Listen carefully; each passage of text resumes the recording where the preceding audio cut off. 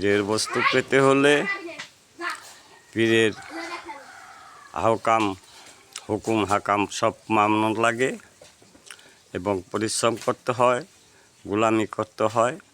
তো যদি পীরের কোনো বস্তুকে লাভ করা যায়, পীরের বস্তু লাভ করতে হলে গায়বী এলেম শিখতে হয়।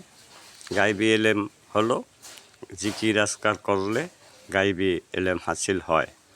রুহুর জিকির যত করা পারে, যে যত রুহুর জিকির করছে, সেই গায়বী বস্তুর দিকে আল্লাহর রহমতের দিকে এগিয়ে গেছেন।